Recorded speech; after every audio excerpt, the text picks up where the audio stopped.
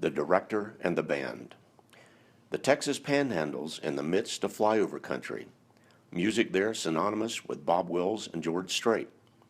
You might not expect to hear Tchaikovsky or Toscanini, but in Canyon, Texas, that might be on your plate.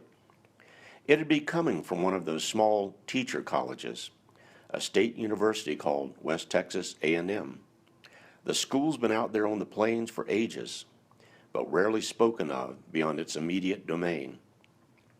One of this school's most outstanding teachers, a Texas adoptee originally from Kansas, turned A&M's band into an orchestral force of nature, competitive with any school band in Texas. Dr. Gary Garner, director of the A&M band, a modest man, hardly fearsome in mien or physique, but renowned across the Texas heartland for musical leadership bordering on the mystique. He got it done by concentrating on the basics, making sure his guys knew their music and their steps, avoiding overly flamboyant frivolities as toxic, staying faithful to the original score, a key concept. Dr. Garner's one of those closet perfectionists. To him, all that ever mattered was getting it right. Achieving the optimal is his daily catalyst, while keeping his personal ego out of the fight. Intensity, orchestral detail, and laser-like focus, combined with a remarkable memory, traits that label Toscanini a musical genius. Dr. Garner was genetically blessed similarly. What distinguished Dr. Garner from any peer was his uncanny ability to teach and inspire. Over the tenure of his 4-decade career, his influence spread the plains like a prairie fire. Today, his former students had more school bands than those from any other program or university, a remarkable testimonial to an unassuming man for whom personal acclaim never was high priority. Texas musical educators have an annual convention, 11,000 or more of the musical arts-loving crowd. Bands from across Texas in fiercely friendly competition. Getting invited once makes any band director proud. Dr. Garner's bands were invited 10-plus times to perform. First visit in 1968, one of his fondest recollections. His unheralded band preceded by UT's renowned Longhorns. Dr. Garner's musicians judged the best by acclamation. The man and his memories. Humility is a virtue seemingly out of style. The guts to admit maybe you're not always perfect. I've seen Dr. Garner do that with a smile. When on his band direction history, he reflects. He'll tell about when he and the band got it wrong, like when he and his baton got a section ahead. No matter how vigorously he waved his wand, the band sat silently immobile, as if playing dead. Dr. Garner tried again, but stony silence reigned. He wondered why he wasn't getting through.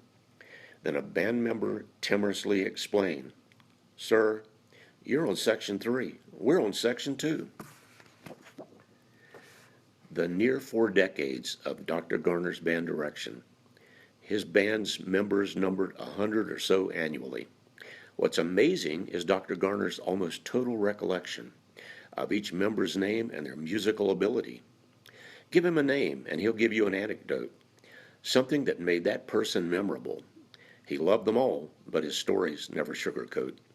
Tales of those whose foibles bordered on the laughable. He smiles, remembering the missteps of Randy Long Gone, whose compass could get him lost in a telephone booth.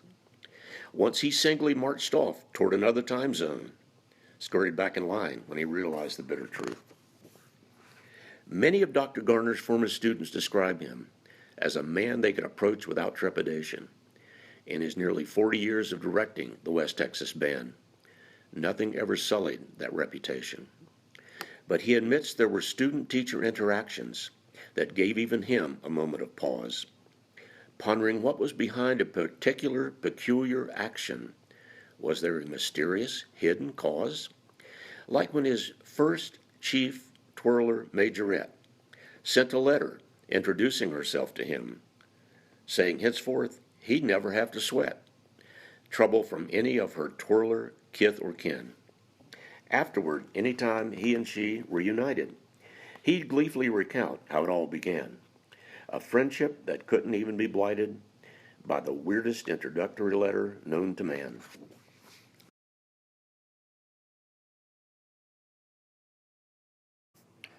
Sometimes even those made of the sternest stuff will still find themselves prey to dismay. I once heard Dr. Garner speak of a patch so rough, he cringes at the memory to this very day. It had to do with an unjust denial of housing access to Arnold, a band member who was black.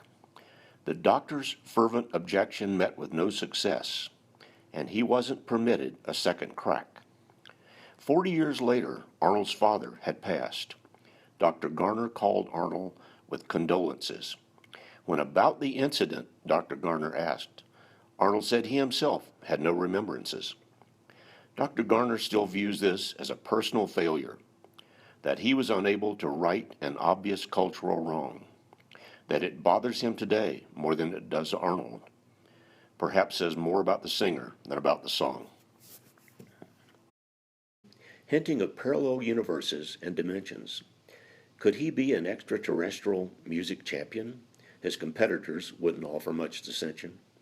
You must know this is not the first time a wizard from Kansas has a population blessed. One once helped Dorothy in The Life of Crime, of Emerald City's Wicked Witch of the West. Unlike that one, our wizard elected with us to stay, not fly back home in his personal hot air balloon. Perhaps spiritually buoyed by having finally learned to play a devilish-looking musical device called a bassoon.